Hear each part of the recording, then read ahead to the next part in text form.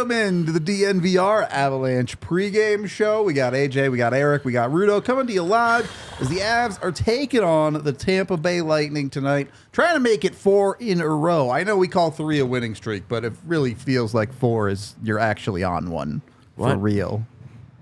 3 is like you reach the start of a winning streak. 4 is you're actually on one. That's how I feel about it. 4 is just a heater. There you go. Now we're talking. Yeah. 5 is a good time. 6 is cheating. Now we're out of control. Should be an interesting one. Obviously, Tampa Bay having Andrei Vasilevsky back. Sons of bitches. Maybe makes them a little bit of a different team. They've survived the Jonas Johansson experience, right? They've made it to a lot of overtimes, taken some points here or there. They've gotten through that. Now we see what that team really is this season. 6 overtime losses already? Yeah, it's a lot. They're just showing you that it's not always about winning games in the regular season. It's about just accruing points. Yep. Interesting comparison with the Avs, who have been to overtime once this year, and they won. That's it? Yeah, just once. That changes tonight. You think this one's destined for overtime? I don't Bay's going to win this in regulation. I don't believe in that, but I don't think this one's going to OT either. Avs have been very good at not going to OT, even if it's not a great result to not get to OT. But should be an interesting one. Nathan MacKinnon is going to play despite being a bit under the weather. We'll see exactly how much he has in the tank. A lot of different angles to look at here, which Megan Angley talked about during the morning skate today. So let's see what she had to say. Alexander Georgiev cut his hair, and the Tampa Bay dads are in town. Those are the storylines to keep an eye out for tonight. I'm kidding, but Georgiev will be starting in net, and Tampa Bay is on their dad's trip. They had a good Carolina game. They're coming in on another road trip, and the attitude around the Tampa Bay room seemed to be unsatisfied. Like they are looking to build upon the momentum of their Carolina game against a good Avalanche team. And for Avs, one of the big storylines is Russ Colton facing against his former team.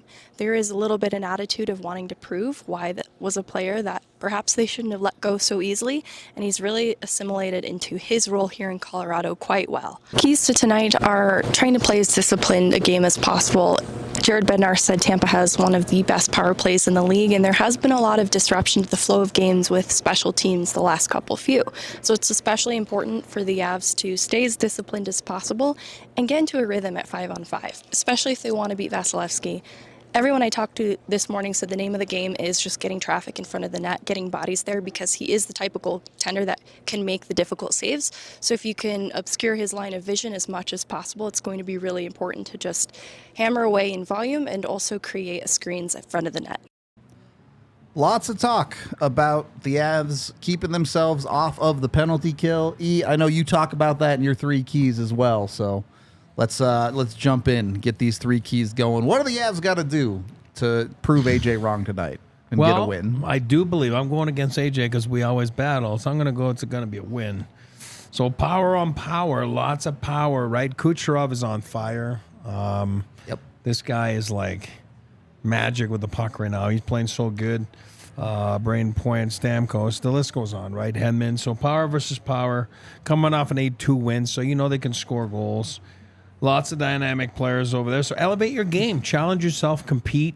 Shift in, shift out, win every period, break it down, win every 5 minutes, even or better. Play the game within the game there, and see what happens. Number 2, we just talked about it. Megan was just talking about it. Their power play is on fire right now, so be the more disciplined team. No more like of those penalties and again, don't shoot pucks in the stands anymore, right? I mean, this is getting out of hand right now. Compete, but be under control. There's a big difference, right? Compete, but be under control. So if you do that, you win the special teams battles. We talk about it.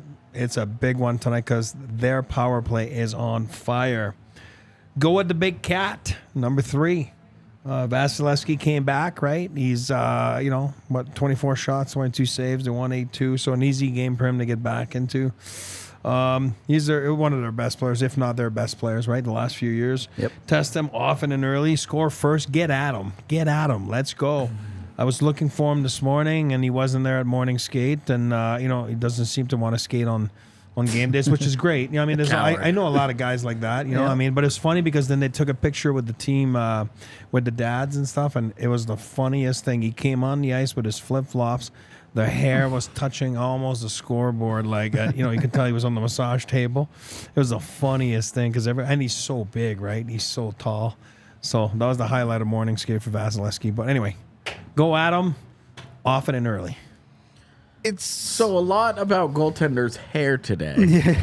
Exactly. One haircut, one frizzy. One that was everywhere, and the other one cut his. I didn't even notice.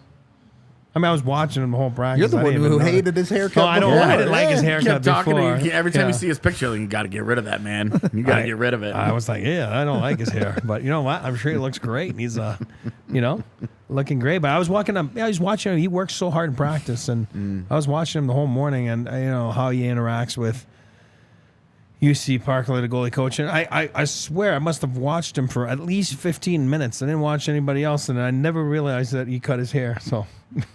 It is what it is, right? And then all of a sudden I was seeing tweets everywhere, cut his hair, and I was like, what? So who knows? Tampa in an interesting spot this year. I think a lot of people are starting to feel like the downturn has finally come for this team, but that doesn't mean they have a lack of talent. Certainly between Kucherov, a guy like Braden Point, you still have Sergachev and Hedman on the back end. Vasi, of course, one of the best goalies in the world. Do you think the Avs have the edge at some of these positional battles? Yeah. All of them? No. Okay. I mean, Vasi's better. All right. Like, so goaltender to Tampa, the other two in the Avs' favor? certainly defensively. I think that's for sure. You know, I think the Hedman downturn is masked a bit by point production. Yeah, I would agree. And hey, if you're gonna have tough shot metrics, produce, right? Like, Make up for it on the other end, yeah. it can be pretty tough to be overly critical of a guy when you're still getting pucks in the net. You're still driving that part of the game. For sure. Sergachev looks pretty good. I mean, I really feel like he has taken that next step. Yeah, the breakout looks real. I still don't know if he's like a true number one guy. You wonder about the like, backside for sure. At some point, it's just like he's been given the top D pairing role. Is he a number one guy? I don't know, but he's doing a pretty good job in that. If the dude's going to produce in that 60 role, points a like- year and be just fine. Yeah, like it's just like what is player. it that we get? I think he's a good example of sometimes we get a little caught up in these designations of guys where Yeah. sometimes it just doesn't Just matter. let him be a good player, he's whatever his he's a role is. really good player, and like his trajectory, I think, is what the Avalanche are hoping that they get out of a Bowen Byram. Yep. Very different players, obviously, but Just career a rise, trajectory yeah. where I like it's kind of a slow burn, and then when it takes off, boy, does it ever take off. Yep. He's pretty dynamic.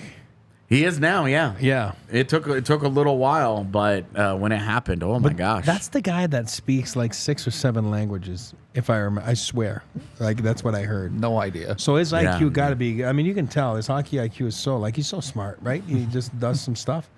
And I think he's a very smart guy off the ice. You know, I'm going to dig it up in there, but I'm pretty sure it's 6 or 7 languages. No excuse for not communicating with his teammates on the ice then. Yeah, If I he mean, can speak to them all. it's pretty cool. Like, the two of you can go back and forth in some Czech sometime. yes, I know Czech. I know it all. So what about the forward comparison then? Obviously, Kucherov is incredible. Where do you fall on a guy like Stamkos at this point in his career? He's really good at what he does. Score goals? Shoots. Yeah, he's still a point producer. You look at him over the last 3 years, he's a point per game player. Yep. Coming out, he has a 100-point season. Like, A good shooter. he's still amazing. It's just that Kucherov is The beast now. Yeah, Kucherov is unbelievable and dominates.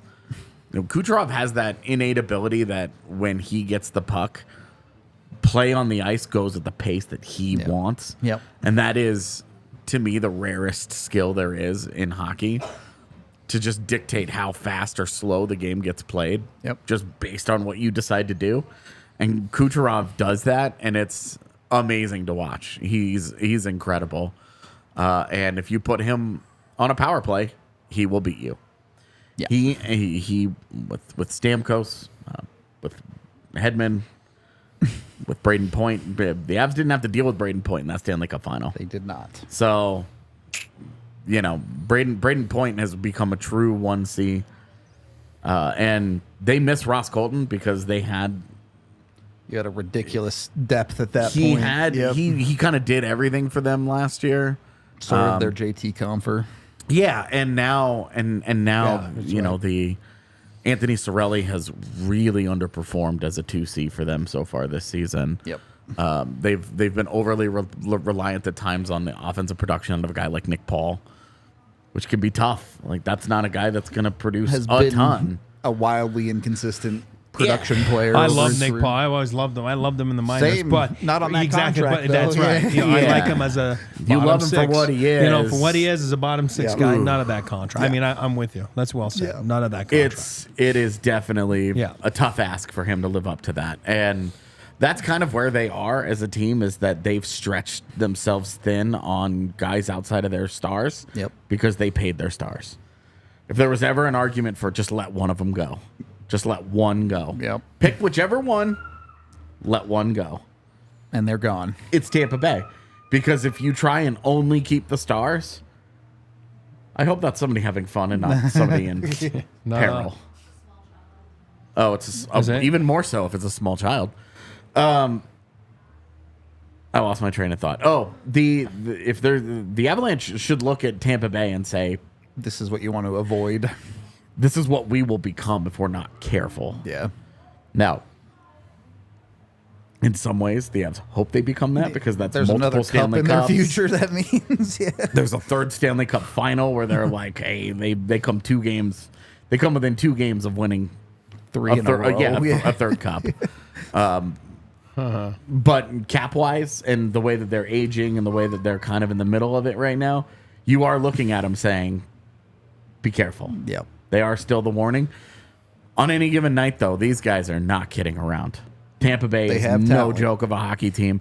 Their depth isn't great, but in the regular season, depth matters way less. And these stars can absolutely just eat you carry alive. a game for sure. Absolutely eat you alive. If you're gonna play undisciplined and dumb hockey and put them on 5 power plays in a row or whatever, They're gonna beat you. You're going to lose. There's no doubt about that. We had John Cooper earlier today. Megan and Nick talked to him. It's some familiar rhetoric coming out of his mouth. So let's see what he had to say. One of the things is you got to win on the road, and Carolina was a great start for us. This is a big trip, to have to play them in Colorado and then back-to-back up and coming Arizona team. So good to get those first 2, but we've got to still keep munching points here on the road. Is the game against the Avalanche still a measuring stick type of game? Well, you look at the Western Conference. If you were going to circle 3 teams that have a legitimate shot to win the Stanley Cup, they're one of them. So, there's a little history with us too. It's a recent final we've been together, and one of our former players is now there. So those are always fun games. But I love these games when there's 2 deep teams and both teams have superstars. Those are fun games to have a up close seat to. You alluded to Ross Colton. Just what did he mean to your group, and how do you kind of, from what you've seen in Colorado? Well, and he'll always go down in Tampa lore, and he got the big goal to clinch the Stanley Cup for us. And these are always tough for me because we've lost so many players over the years, and it feels like there's a tribute video every week for a player that's coming in, and we'll do the same for Ross. He was a really popular teammate, one of those guys that came up through the ranks with us and developed, and it's great to see him having success. He deserves it. It's just because of this business, it couldn't be with us, but I'm glad that he's landed in a great spot in a great organization under an awesome coach, so it's a really good spot for him. Do you foresee kind of managing Vasilevsky's workload here? Oh yeah.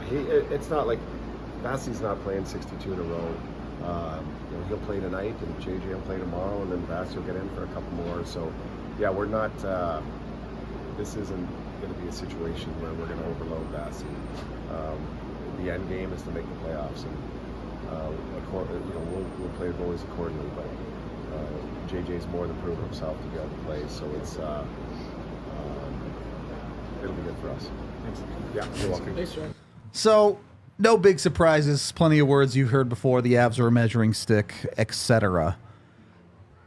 When it comes to John Cooper, there are a lot of questions about him coming into this season, some dissonance in the locker room, things like that. Do you think there's still a little bit of warmth under that seat? I do. I think getting them through the without Vasilevsky part of the season was needed. Yeah. But I do think if ultimately they end up missing the playoffs without Vasilevsky, I mean, they're in a position to make them now when he comes back. So if they miss without him, you have to start having that conversation. And whatever happens next with Steven Stamkos is still undetermined. Yep. Yeah, that's right. That was right before the season started. Yeah. Yep. And so the uncertainty of Stamkos, this is kind of a last ride for this group, potentially. If they let Stamkos walk, they miss the postseason and they move on from Cooper. First of all, John Cooper will have a job 6 seconds later. In a minute it would take. I'm actually really hoping this doesn't happen because if he ends up in Edmonton, I'm going to be so mad. I mean, But he can't play goaltender, can he? yeah. I don't know, man. But yes, to answer your question, I do think that there's still some heat there. There's still some proving it. All right. You know, it's hard to be a long-term head coach. So you got to find ways. On the Avs side of things, what does it take to get up for a game like this? We talked about the 3 and 4. It's really, 4 and 6 now? It is 4 and 6, yeah. MacKinnon under the weather. Is it going to take a Herculean effort from a Mikko Rantanen or something tonight, or is it got to be by committee? I think you play your best game sometimes when you're under the weather. I expect MacKinnon, if he's playing, again, we all know he's there, and we all know it would, I mean, again, when you take warm-up, usually it's pretty rare. You know what I mean? When you're sick, no, I'm not talking about a lower or upper body injury that you don't end up playing the game. So I think he's going to play the game, like you said. Like I mean, we're all thinking the same thing. Sometimes you play your best game. I mean, you saw the documentary on Jordan, right? It was well documented. Some of those games, and he was the flu game. I don't know why. It is what it is. But you just play good. And again, I think Tampa Bay's coming in. Those guys are red hot. We just talked about it. They have some star power. Some star power that's producing lately, like Kucherov, and Point's a good player. I was watching him this morning. Man, he's just he's as big as the bobblehead there, and it's like he's so intense in practice and everything. He's fun to watch. But I think if you're MacKinnon and those guys, and Mikko and Kale, and they want to have a good game because you just said it, they're top heavy. I think the Avs are top heavy as well, but I mean obviously with a better depth that we've seen as of late. It's a big game. It's a big game. It's fun. It's an electrifying power play. But the Avs are 24 for 26 in the last 26 PKs, right? They're very good. They've scored 7 games in a row, even though the power play is frustrating. They have had a goal in 7 straight games. So you're talking about a great matchup, a team you don't see a lot. So for a hockey fan tonight, I think it's awesome, right? Tampa Bay Lightning versus the Avalanche. It's a great matchup. I think that MacKinnon's going to come out flying, and hopefully Mikko and the rest of the crew, follow suit, and then it should be a very entertaining game in my book. Your head's full of snot. You can't overthink it, so you just throw it on net. Is that the concept of the playing better when you're sick? Maybe when you can't breathe. Couple snot rockets. Yep. Don't do anything complicated. Sometimes that's the best way to play hockey. I kept it simple with my bets tonight. Going for 3 that just kind of lined up for me. I'm taking Nichushkin with the power play point, plus 185. He's been absurdly hot, so why not see if he can keep it going. Georgiev over on saves. We haven't talked about it. I think we'll talk about it in a little bit. They're going to need a night out of him, I think, if they want to win this hockey game. I agree. And then Devon Taves plus any. If he ends up plus tonight, it's plus 125. You can take that bet. How many saves? 25.5. Oh, yeah. Perfect. So you're getting that. I like all 3. If you want to follow my bets, you can do it over on Bet365, or of course you can make your own bets. They like to make sports never ordinary over at Bet365. Sign up with a new account with the code DNVR365 to get amazing boosts. Of course, you must be 21 or older, physically located in Colorado, and if you or someone you know has a gambling problem, call 1-800-GAMBLER today. Georgiev feels like maybe he's turned a little bit of a corner. His last couple games have been better. Yeah. Does he need to show out, really try and steal one tonight? I don't know about steal, but yeah, he needs a good night. Okay. He needs, I mean, for him, for the Avs, for confidence, for all these things that other than just winning the game, to be able to, for him to string together A handful of good ones. performances. Sure. He needs it, man. He needs it. I tend to agree. It's a guy who, and some of these aren't even his fault just because of Lay's facing low shot volumes, Yeah. but a lot of sub 900 nights for that guy. So you'd like to really see him post a 930, 940, something impressive. I think you're going to see it, Yeah. I think you'll see it tonight. They need it. Take the away that hater. last 2 minutes in Nash. Yeah. He's been pretty good. You know what I mean? Like, I'm talking about save percentage wise. I hear you. Since then, so. Hopefully he can continue the good run on that side. It's going to feel lighter today. Well, look, when you're going against Vasi, you want to beat that guy, right? 100%. And to Talk beat that about a guy, you measuring would be stick pretty game. good. Yeah, no kidding. And he's lighter with no hair. As a goaltender, I don't know that there is a bigger measuring stick than Andrei Vasilevsky in the Bigger NHL. because he's big or because he's good? Both. It's double entendre. That was funny. I'm pretty sure Gustafson's bigger physically by height. But Hellebuck might be too. I mean, yeah, he's a pretty large Hellebuck's dude. a big dude, too. He's another measuring stick game for a goaltender, but he's not on the schedule for 2 more weeks. So Which is weird considering they're in division. yeah, But, it's a little odd. such is life. You remember that one year that the Avs didn't play Chicago for the first Yeah, time until until, like like, March or January, something. Oh, and yeah, then they it had was all January. 3 of them were clustered, and you're Yep. just like, okay. Kind of, they did that with Seattle this year, where like they're already Yeah. done with In, like, Seattle. 10 And it's minutes. So November. excited. Yeah, So excited. No more Seattle. And since they won't make the playoffs, no more Seattle. just done with that team. Yeah. Over it. Goodbye. See you in free agency, I guess. Tonight, once the game is over, the season will be 25% over, more than 25% over, really. But Yeah. I'm going to do a 20-game piece like everybody else around the league apparently has, as I was seeing on Twitter today. yeah. I know that it's actually their 21st game, but You're not past the quarter mark of the season yet. it's mostly just that I wanted to wait for a couple days. I wasn't going to drop a big piece like that in the middle of a Sunday where the Broncos were playing. Know True. your audience. True. So yeah, look for that. I've a bunch of fun with numbers of like, this is going to continue. This won't continue. These are areas of concern. These are areas of strength. Stuff like that. Yep. Definitely should promote this on a pregame show that 400 people watch. Probably something we'll talk about tomorrow's podcast, too. So Yeah, it's true. We have that. fair enough. Anyway, there will be no watch along tonight as the Nuggets do play as well. Getting So tired of that. it's still been better than last year, Getting where it was tired of like that. half the season they played on the same night. It's happened an awful lot considering that we're into November. Yeah, you're not wrong. But we don't make the schedules, unfortunately. Either way, be sure to keep it tuned in to this YouTube channel, like and subscribe. No matter what happens in the game, we will be live post-game breaking it all down, whether Eric's right or AJ's right about how the game goes tonight. We'll just have to wait and see. We appreciate all y'all hanging out with us. We will be back after the game. We all silly like the mayor.